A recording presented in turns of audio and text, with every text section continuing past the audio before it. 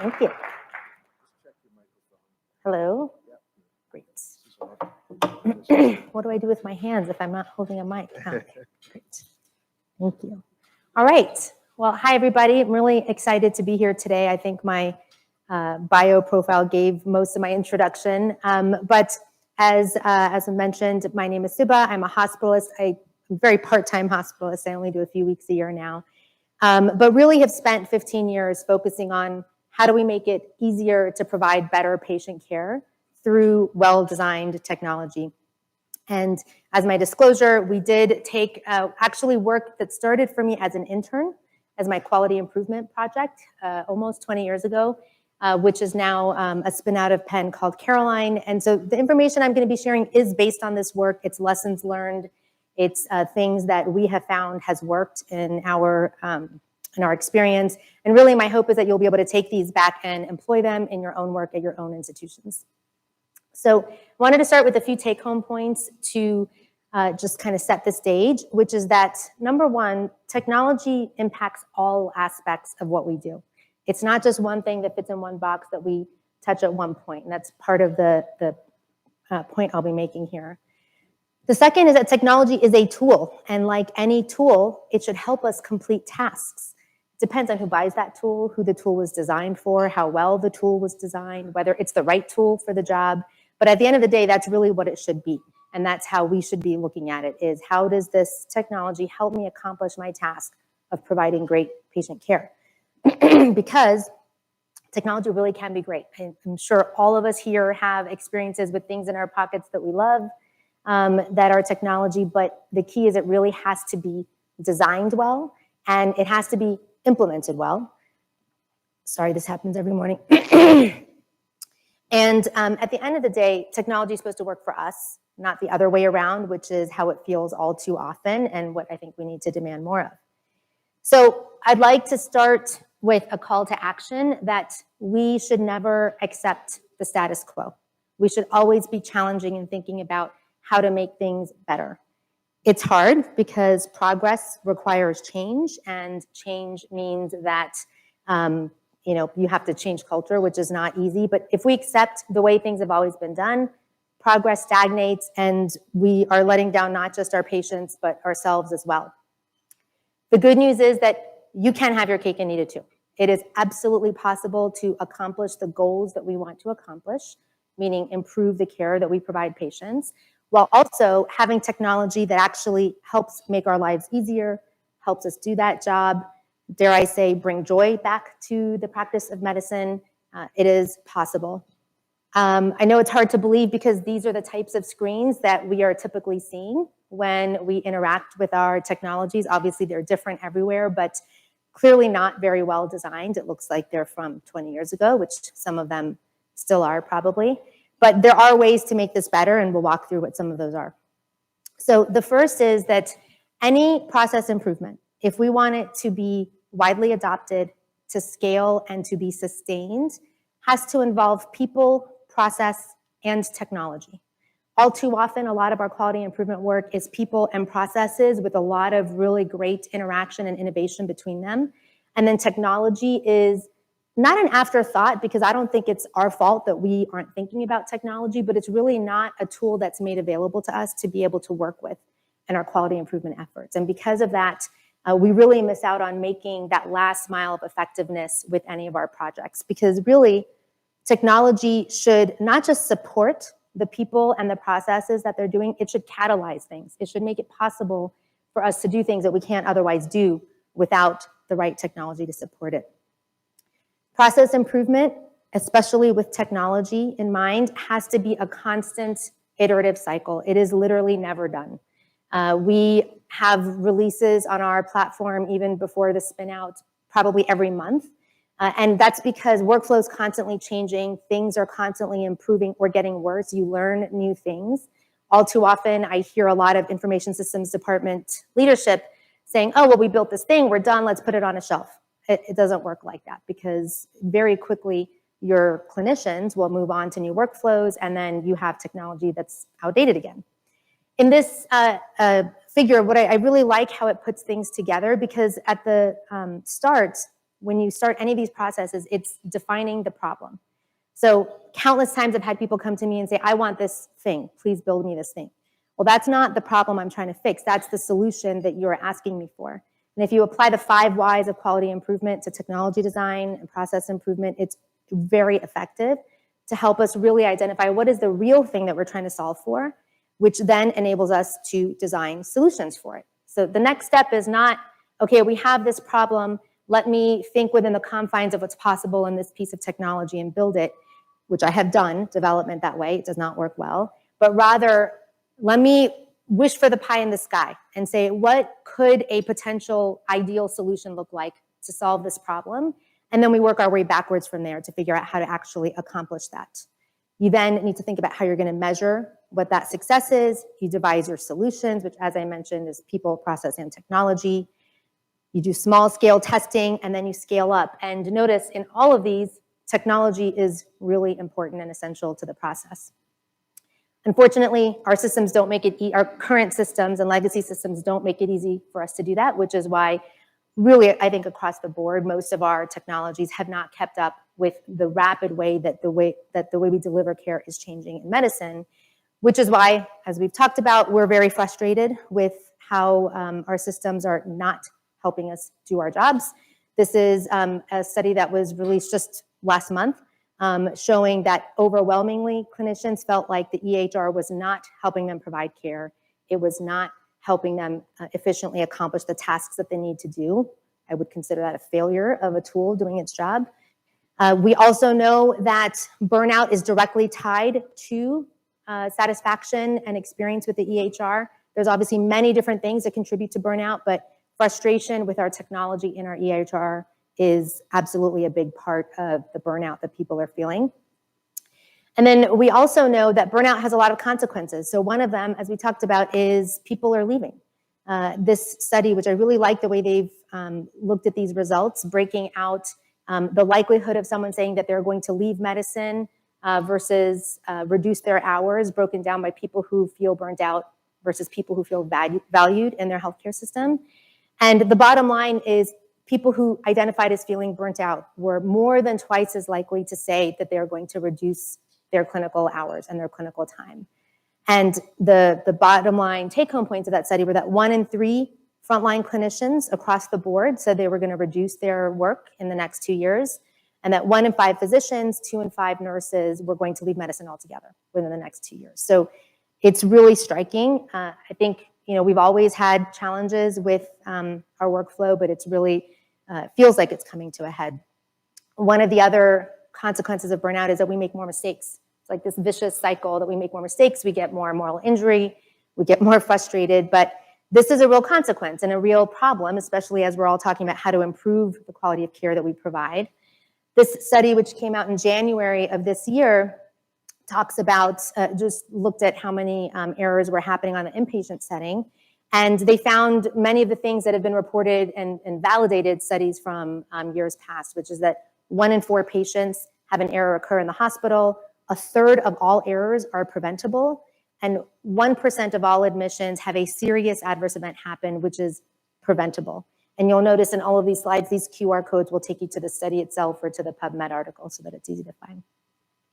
So just for context, that 1% metric, there's 33 million admissions in the United States every year. That means over 333,000 people are having serious, or at least admissions, are having serious preventable adverse events occur, which on a daily basis is the equivalent of 2 fully loaded 747 jets. We were talking about this yesterday, right? That it's amazing that all of these errors happen and we just accept it. We wouldn't get onto planes if we knew that 2 of them would fall out of the sky every single day. But they're not visible, which is part of the problem. And just last metric around this, which is that the Joint Commission puts out their reports on what causes the errors that are reported to them. These are the top 5 errors in their 2022 report. And time again, they show that communication breakdowns are the leading contributor to all types of errors. And when you look at the 5 errors there, they're not things that you would readily say, oh, this patient fell because of a communication failure. But at the end of the day, all of these things are being affected by our inability to work together as a team. And what JACO says, or the way they kind of break down communication is It's a failure of teams to have a shared mental model of what needs to get done for a patient, to communicate with each other, and to follow standards. And what I find most disheartening about that figure is that it hasn't changed since the 1990s. It's the same thing. That's from before EHRs were implemented. So we clearly need to actually do better. So what is communication? My guess is that many of you are thinking of things like this, like talking and gesturing and sending secure messages to each other. All of these are forms of real-time communication. But in clinical medicine, we also have handoffs. We have discharge rounds. We have everyday rounds. These are all forms of how teams communicate together. But I would argue also that documenting in the chart, entering a vital sign, placing an order, these things are also all forms of communication and the way we should think about couching how we improve these metrics. And I think it's the part that we're usually missing because we're so focused on how do we talk to each other. When you look at the definition of communication, it's the exchange of information between two people. As I mentioned, there's real time and there's asynchronous, like placing an order in the chart to say, please, send someone to do a portable x-ray of my patient. That's me communicating with the radiology tech through a computer. Collaboration is another word that we use often, as is coordination. I think whenever we hear the word communication in medicine, we should be thinking of all three of these things. Collaboration, how we work with someone else to accomplish a goal. That pretty much sums up taking care of patients, and coordinating all of the different people involved. So really, it's all about how we work together. Okay, spent a fair amount of time setting up the problem. Now I'll talk about my experiences working in them. As I mentioned, my goal has always been and continues to be, how do I make it easy to do the right thing for clinicians, for patients? So how do I make it easy for clinicians to do the right thing for patients? How do we reduce friction in our day so that we actually choose the right path for patients? We talk about workarounds a lot of times. In my mind, a workaround is something that we do because the process or the technology was simply not designed well enough for me to accomplish the goal that I needed to do for patient care. So it's really us being resourceful to be able to take care of patients despite not being given the right tools.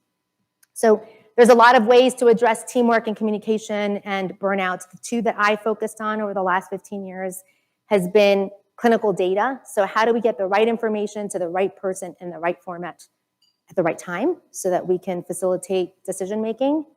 And how do we work together as a team, keeping the patient in the center? And when I say team, I very specifically mean all disciplines, all specialties, all care settings. Too often, our systems have us working in silos, but really, we're all on the same team taking care of a patient. So if we start with the first, keeping track of data that we need to access throughout the day or reference throughout the day. Do these papers look familiar to anybody, or these types of papers? To the clinicians in the room? Okay, I'm talking to anesthesiologists who often have wows in front of them, so maybe not as often in the unit. But this is really the gold standard. I don't use that word lightly, but the gold standard of what people use, right? We print reports, so we handwrite things. We use whiteboards.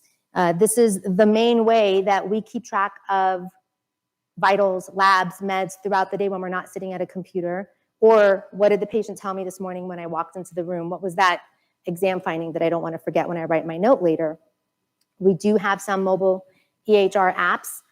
I'm willing to bet that hardly anybody is able to replace papers fully in their workflow based on currently designed EHR applications.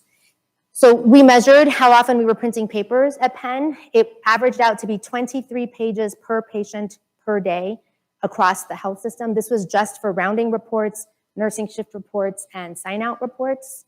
That's over 14 million a year. And for anyone who's interested, it's about 200 trees a year. That is an incredible amount of fragmentation of information and teamwork that we don't have access to because it's stuck in our pockets. Paper is not inherently bad, but it is static. And care delivery is most certainly not static. There is data showing that printed documents are out of date within 3 hours of being printed. This is from 8 years ago. I am sure that number is less now, given how quickly we are constantly ordering tests. We measured how old the papers were that people were carrying around. On average, they were 9 to 12 hours old. So information is quickly outdated. We carry it around forever, and then we're making decisions off of it. No wonder we're making mistakes. And finally, paper is not collaborative. By definition, people think, oh, here's a new piece of technology, I have to log in, it's a different system.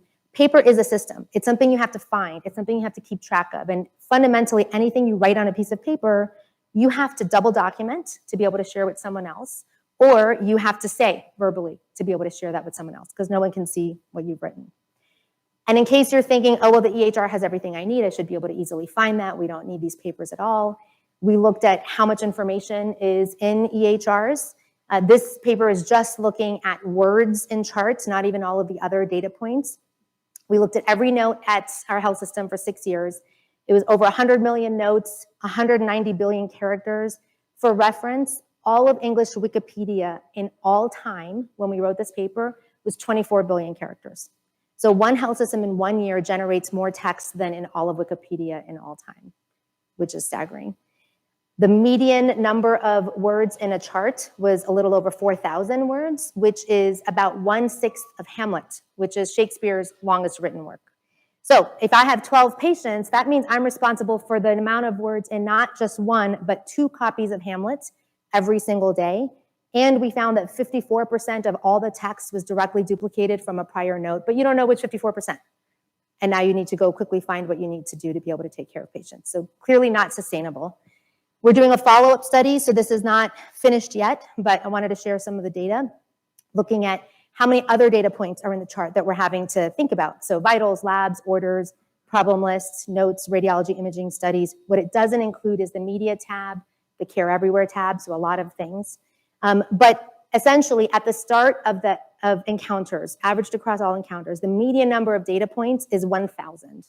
And if you look at that red line, that's the 90th percentile, which I would argue represents most of the people that you're seeing when you're taking care of patients in the unit. And that is 7,000 data points at the start of an encounter. And it grows, obviously, every single day. We generate, on average, about 120 new data points per patient per day. So oftentimes when I show this to people, they say, oh, well, AI is going to fix this. It's going to take care of everything. AI will definitely help us find information.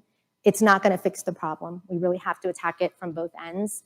And probably one of the take-home points here is we can't be expected to be able to know everything in a chart. Just because it's there doesn't mean that we've seen it. And the second is that not everything should go into a chart. We don't have to have every single thing that we ever say or write about a patient end up in the chart, because it just makes it really hard to find the relevant information when we need to.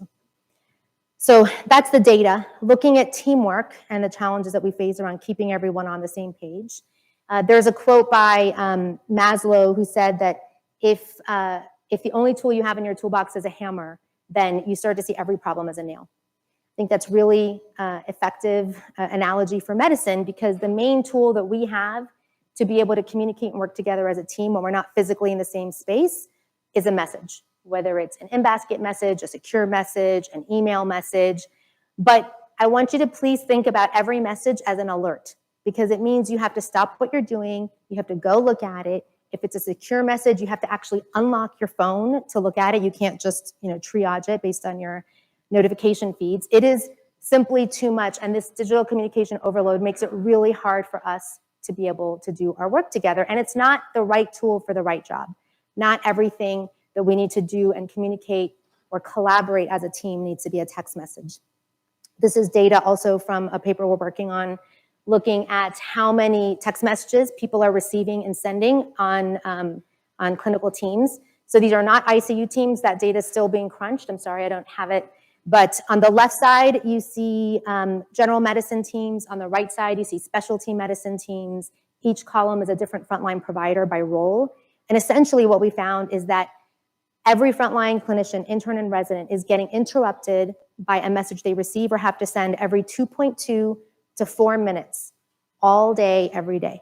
That's like someone sitting there every 2 minutes and tapping you on the shoulder, like, hey, I need you to stop what you're doing and look at what I'm doing and see what I told you. And oh, by the way, it's not relevant to what you're doing now. It's relevant for 4 days from now, but that's okay. I need you to stop and do it now. Part of why I started doing this work was because I was in the hospital with my mom, who's fine, but in the process of the hospitalist talking to her, he looked at his watch like 3 times, talking to her about her SBO. And I was like, oh, I guess he's has a lot of things going on. And then I realized it was secure messages.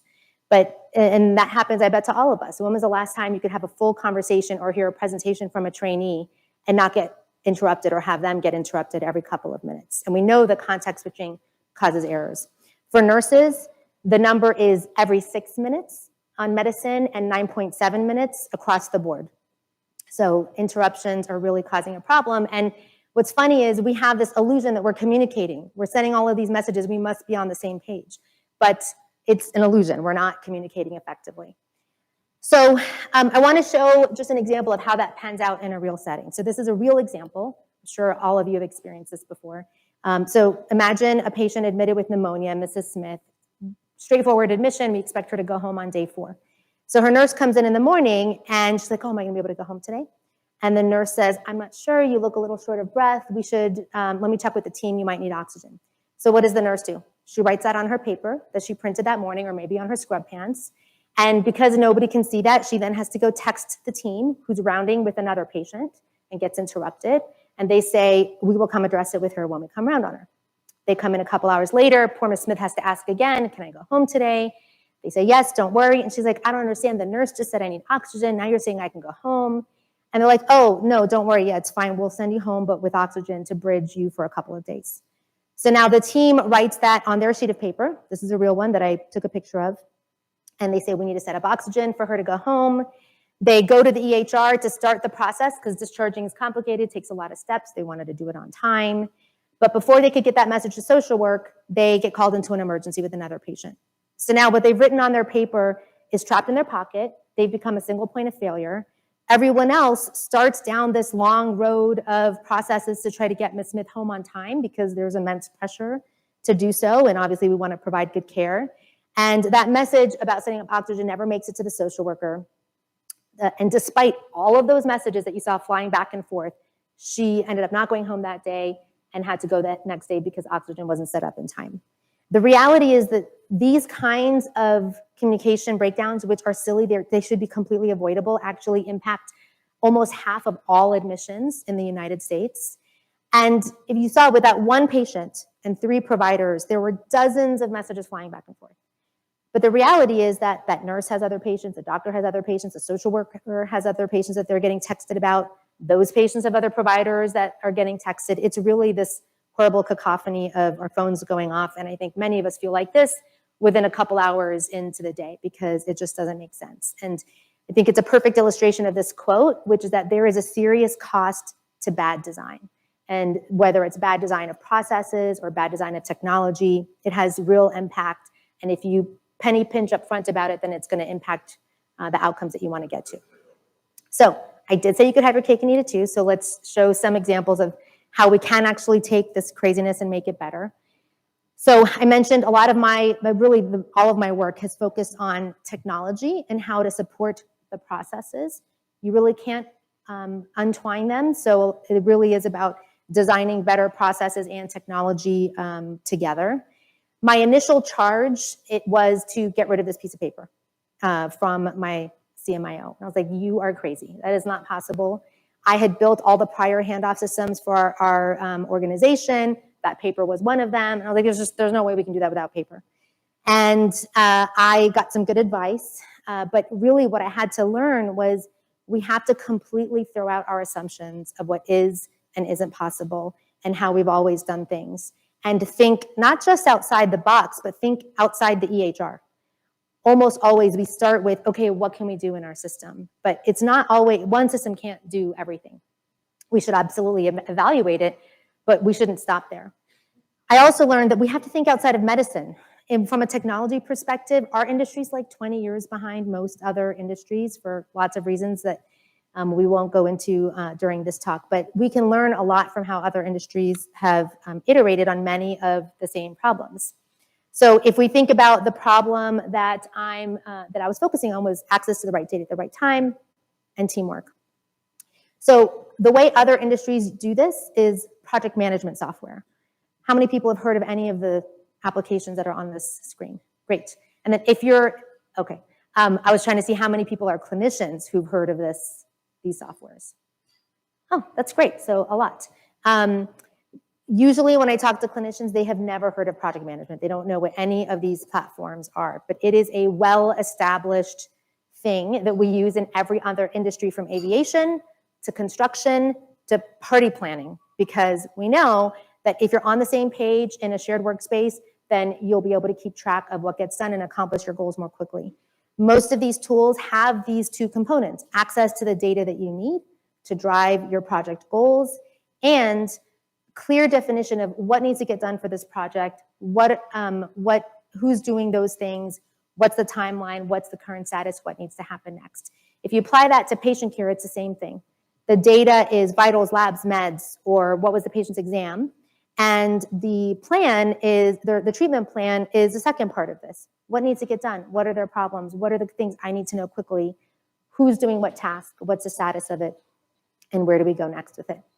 So we worked to take all of these fragmented things that we use for communication and collaboration and coordination and put them all into one coordinated space that everyone could access, everyone could work on together. You can think of it as a digital huddle. I haven't figured out a good name for it, but we'll call it a digital huddle or a team collaboration platform. But it's a patient-centric space for people to be on the same page of what needs to get done. Drastically reduces the amount of messaging you have to send, replaces the papers. But importantly, it keeps us organized and making less mistakes. So I mentioned constant iteration. The screenshots I'm going to show you are very different from what it looked like when we first implemented it, because we've constantly been changing. But at a high level, it does three main things, and I think these are components you can incorporate into other systems, but this is what we found were most necessary. So the first is interdisciplinary tasking. We have work lists in the EHR with nursing orders, but there is all sorts of tasking that's happening on papers and in emails and in sticky notes and in texting, which really should be in a shared work list or a shared task list about a patient. Has to be easy to access, has to be easy to change, has to be customizable. It can't be something that you have to define in a flow sheet in an EHR that, never changes, because that's not the way we provide care. It needs to be able to be dated and timed, set reminders for certain tasks, assign it to a person, assign it to a role. Honestly, these are things that feel silly to even talk about because they're in pretty much every other application we use in life, just not in medicine. But that concept works in medicine. The second is data visualization. So many of our tasks are directly driven by clinical data. So we really, and this was a big part of what I realized we needed to be able to do to get rid of those papers, is we needed real-time access to the data that people were spending an hour every morning writing on their papers, vitals, labs, meds, a quick view of what you needed to see about a patient, whether we're in the unit or on a floor, and have the ability to easily drill down on the data when you needed to get more details. And then finally, diagnosis capture. So this is something that we actually built in later, but we realized that there's all of this valuable information that we were writing on paper and in email and in text that really should end up in the EHR, should be coded into diagnoses. So with human factors and workflow at the forefront of everything that we built, we made it really easy to say, okay, if you're writing a task around, following up on someone's edema, you can easily attach the problem of lower extremity edema to that and bring that into your chart for better outcomes metrics, more complete outcome metrics, and billing. So I've shown a lot of screens of a phone, but we had to build this really for every device and to integrate it into the EHR. By necessity, I think any tool that you build outside of the EHR has to be able to integrate to any EHR. We've talked about FHIR at this conference. FHIR was not the thing when we first built this, so we have retrofitted to be able to work with FHIR. But also, the vast majority of organizations in this country are not yet FHIR enabled. They're getting there. It's at least finally accepted that it needs to happen. They're not anywhere close. So you need to also be able to use regular HL7, use ADTs, use CCDAs, all of these other formats of data, and to be able to bring data from multiple different data sources, because many organizations don't have one EHR. They have multiple. We had 10 when we started this project. We integrated this, not in the beginning, but we then integrated it into the EHR from a workflow perspective. This probably drove nursing usage the most because it was a lot easier for them to get to. And I think, for good adoption of technology, this is really important. It has to be in the workflow where you are at the time. So if you're at a computer, it needs to be accessible within your EHR. If you're not at your computer, you need to be able to pull it up quickly without having to go into your EHR to get it. So you need to be able to manage the best of both worlds there. And these are just showing that you can access all of that data visualization right from within the chart as well as the to-do list. The best is most people don't even realize this is another application. They just think it's a native part of Epic, which means we've done a good job of making it feel normal. So what does this look like, this process, this reimagined teamwork, when you have the right tools for the workflow? So Ms. Smith, on day 4, when her nurse comes in and she says, can I go home today? The nurse says, I'm not sure, let me check with the team, but I can see in our discharge view of our list that we're nearing discharge and we're gonna try to wean you off oxygen. Now, instead of writing it on paper and texting, she just writes it once in a shared space and says, hey, Ms. Smith wants to go home, tags the attending, is that okay? She's still a little short of breath. At the same time, tags the social worker to say, we're gonna need to set up oxygen for this patient. Now, when the team comes in, they have not been interrupted while talking to another patient, and they walk in the door on the same page. Ms. Smith isn't having to steward her own care. The doctors come in and say, we see you're talking to the nurse about going home today, you're a little short of breath, we're gonna send you home on oxygen to bridge the next couple of days. Instead of writing it on paper, they check this off and say, yes, she can go home. They add a task for the social worker to set up oxygen. Now, when they get called into that emergency, they're no longer a failure point. Everyone can see what needs to get done. The social worker sets up the oxygen, sets up the shuttle, and Ms. Smith ends up going home on time, on the same day, and without any text messages flying back and forth. I think I failed to say this before. Messaging is not bad. Messaging is absolutely important. We need it for many things, but there are a lot of things we don't need to be using it for, and that's part of the idea here is using the right tool for the right process and the right job. One of the areas we're really excited to take this next is what can we learn from the actions that teams are taking, as Mike talked about yesterday, which can be really hard, right? Like the judgment and the actions. The EHR is only one part of our workflow. It doesn't capture what we're doing on email and text and fax and whiteboards and all these other places. But if you have it in a consolidated space, then you can actually start to learn what are the types of behaviors that teams do that work well? What are the types of behaviors that don't work and end up in a bad outcome? What does how teams are working together tell us about the status of the patient? Maybe it's the next vital sign. So that is an exciting place that we're taking this. And then I wanted to share, I know my talk is not about health equity, but it's something I'm very passionate about, and we've had some great talks about it. And I really wanted to use this as an example of how when you have technology that can be agile, you can use it to address problems. It's a tool. So we did a study 15 years ago looking at whether a computerized nudge could change people's behavior in what they would write in their clinical documentation. So I won't bore you the details on it, but the answer was yes. You can nudge people in one system and it will affect what they write in other systems. And in fact, it has a bleed over effect on the people around them as well. So it's like a very effective means of getting people to start doing the right practices around documentation.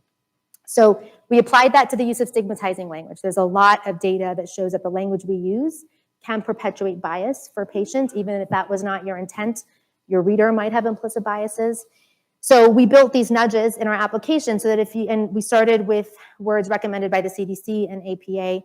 I just implemented this a couple months ago, so I don't have usage data yet, but I have gotten qualitative feedback from people that they really like it and that it's been easy to use. But essentially, as in this example, if you write poor historian, then it'll nudge you and say, hey, that word can perpetuate patient blaming bias. Just hit enter and it'll replace it for you with is having a difficult time recalling their history.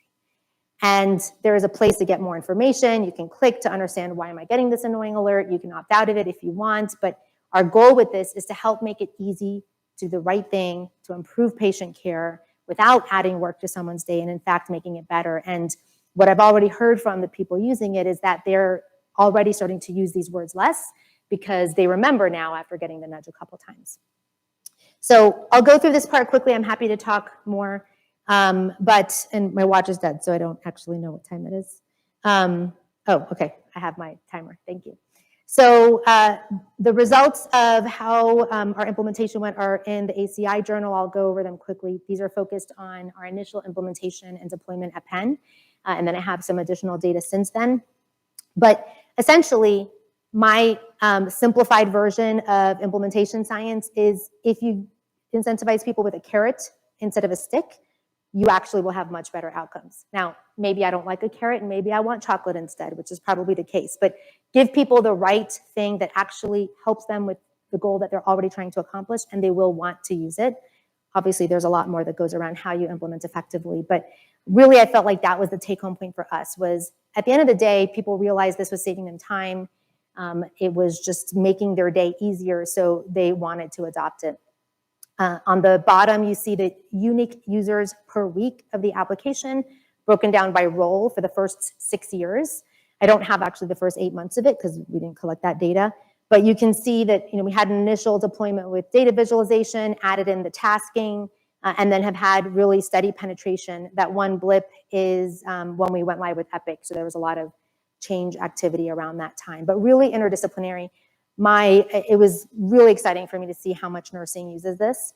That was unique users per week. This graph is showing you how many times, who's logging in the most. So the most logins are from trainees and from advanced practitioners, then nurses. But what I love is without any kind of actual secure messaging in this application, we are effectively helping teams be on the same page. The most common thing you'll hear a nurse say is, I don't have to constantly text the team to find out what's happening because I can actually see what's on their list. And I know that, oh yeah, they are planning to come and talk to the patient in a couple of hours. In terms of quantity of information, so we see on average that people are making edits to tasks and information anywhere from 35 to, actually this number should be around 60 times per patient per day.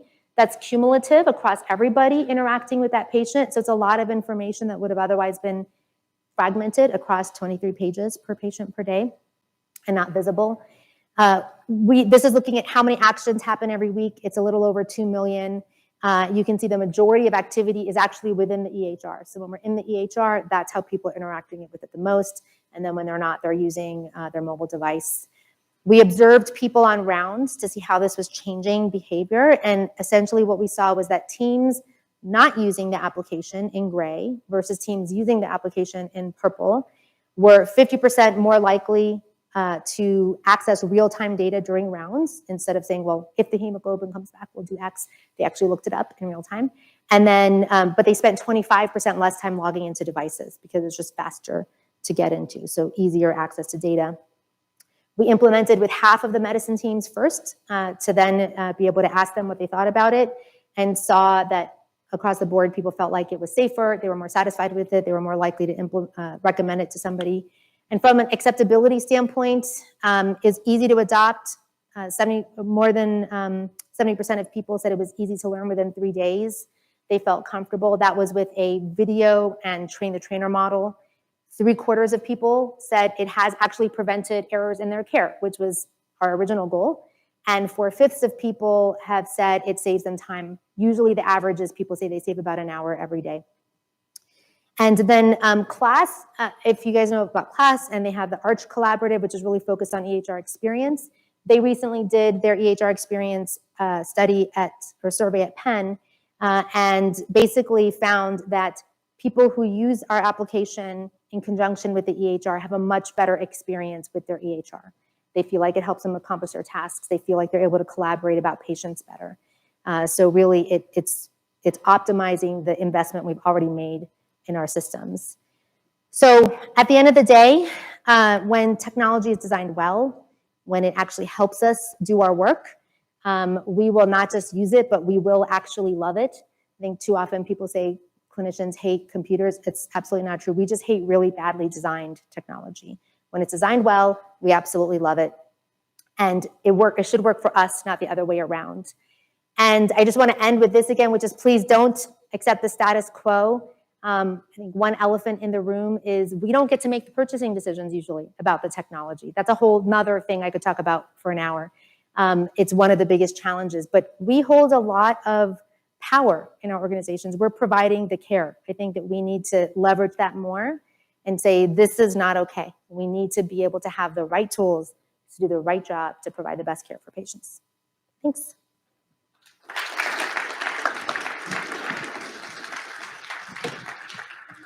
Thank you. That was great. Thanks for sharing all your hard work. We have a few minutes for questions and comments from the audience before the next panel. There's microphones as yesterday, and please come on up. Testing. Good morning. Good morning. Enjoyed your talk very much. Thank you. First question is, are your slides going to be available online or as a handout somewhere? I'm sure we can make them available. I don't know. Are you doing that with slides? I think we will have the video of the whole conference available is the plan. Okay, Yes. great. Mike Eden's giving me a thumbs up. Yeah. 'Cause, you talked about communications, and that's something that I'm working on hard through the patient safety movement, in particular handoff communications. And as you know, the Joint Commission has identified communication failures as the leading cause of medical errors resulting in patient harm, and you covered that nicely. One of the problems with communications, especially handoffs, is they take place in stressful environments. Like for us anesthesiologists, you're literally running alongside a gurney that's going from the ER to the OR in a trauma patient, and you got to watch where you're going, so you can't be looking at a piece of paper. And you mentioned the importance of bringing in new modern technology and getting rid of the paper. That's something I would like to see, but I haven't figured out exactly how to do it. Have you looked into, starting with your iPhone, which everybody has, the use of technology, not only in getting you through the checklist, I'm a big fan of checklists, but also helping you avoid the distractions that often cause communication breakdowns. And that's something that that I stress is it's often distractors, things that are not even important, but they break your attention string Right. and cause failures to communicate. So Yeah. anyway, sorry, that's a rambling question, but what do you think? No, it's great. My work actually started in doing this for handoffs. As you probably noticed, I barely say the word handoff because I think it anchors us into thinking of it as one thing, when really it's about how do we effectively communicate as a team, regardless of whether it's a shift change or care change. Fundamentally, I think if we are reducing a lot of the messaging that is reducing interruptions, but I will admit that I'm not an anesthesiologist, so I'm not an expert in the perioperative handoffs like Megan and many others. I do think that there are ways we can use technology to provide quiet spaces, at least when it comes to interruptions there. But I'd be happy to talk more and think more about, what are the other kind of distractions that are happening in the perioperative space that we could attack. Great. I would love to collaborate with you. Okay, My name is Steve Barker. Nice to meet you, Let's Steve. talk. Thanks. Thanks. Megan, over there. Subha, that was phenomenal. Thank you. One of the areas of interest yesterday was thinking about monitoring at home, and I'm thinking about transitions from the acute care setting into home. And when I think about information voids, I think about home healthcare providers. My dad was discharged from the hospital, and his home nurse was didn't know what was going on. And I see opportunities for what you've built with care outside the hospital. So I'm wondering if you can talk about the extent to which you've thought about that and applications of CareAlign or similar technologies to bridging those transitions across care settings. Yes, thank you for asking that question. I promise I didn't plant it, but it's perfect because I didn't include those slides. So as a hospitalist, I really only came at this from the inpatient perspective, but in the last few years, particularly starting with geriatricians, have had people bring it into post-acute care, in home care, and in value-based care. And it's really been so educational for me as a clinician that the challenges we have on the inpatient setting around how we work as a team are the exact same challenges in the outpatient setting. I think it's even harder because we're not in the same space. We're not even employed by the same organization. So we have actually had people use it in nursing homes, in skilled nursing facilities, in home care. And part of what's, I think, an opportunity is that it can be EHR agnostic. It can span across any different type of technology. So in home care settings, if you have a contracting nursing group and a contracting therapy group and a contracting, something else, or a community health worker that's working with somebody, everyone can have access and collaborate together. So absolutely, bridging the gaps across all those care settings is something that we're doing, and I'm very excited about. Thanks, Mia. Over here. Sure. Phenomenal talk. It was very interesting. Just tying together a few threads of communication, technology, and artificial intelligence that we've discussed throughout this conference. One emerging technology that I've been interested in learning about is ambient clinical intelligence, which is this notion of voice-activated recording devices within, patient, patient exam rooms or operating rooms or all throughout the hospital, and then enabling clinicians to have a seamless conversation with other clinicians or patients and then you have a documentation of a automated, generated note, using large language models and other kind of AI-enabled technologies. And I was wondering if your team has thought about that and how that could enable some opportunities, and also what could go wrong with that and what we need to think about to mitigate unintended consequences of ambient clinical intelligence. Yeah, well, I think we can talk about that for a long time. Have absolutely thought about it. Most of the ambient technologies are in an outpatient setting because of all of the challenges of the inpatient setting, which is that you don't have this confined start and end time for inpatient encounters, right? I might see someone 5 different times before I finally write my note and consolidate all of that information. I think that's probably one of the biggest barriers. That, and in most inpatient settings, it's not just you and one patient, there's many other people. So you'd have to do, I think, a lot of work to make sure you're picking up the right conversation and not mixing things. But there's a lot of potential, I think, even on the outpatient setting, of how you could kind of bring shared tasking in with ambient scribing around the identification of follow-ups. Because normally what we do is we write our follow-ups, which are action items, into notes, and then you have to separately message someone about, hey, this is what I wrote, we need to make sure it gets done, and then you have to make sure it got done. But if you can use technology to pre-populate a lot of that stuff automatically from those things. The inpatient setting is absolutely something I'm looking into, just not there yet, but happy to talk more about it. Okay, we'll take one more question from the audience. Hi, Chase Sims from Mayo Clinic. Thank you for your talk. It's been a fantastic conference. It's amazing how hard people work to fight to stay in the status quo, and they don't realize how much mental energy they're using. We're all going to need a lot of carrots, I think, in the future, especially as implementation science comes more and more to the forefront.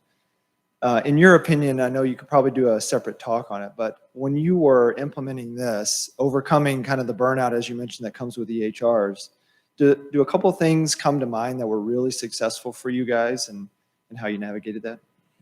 Yeah, that's a good question. I think one of the things is something Megan said yesterday, which is that it starts with listening and understanding what a group's challenges are. I think everyone thinks that their challenges are unique, but I think you start to see patterns that are the same, but they need to feel heard. So starting with that is really important. When it comes to, and then you kind of have to do this translation of what you're telling me your challenges are, what this technology can and can't do. A lot of my role has been saying, okay, this thing that you're asking for and that you need to solve for, this technology won't be able to address and we should build for it. Or it can, it's just a different framework of how to think about doing what you need to do and what you've always done. From a perspective of how you implement, one of the big things that we did, which I think was really successful, was started with what was the easiest thing for people to adopt before doing the hard thing of changing your workflow.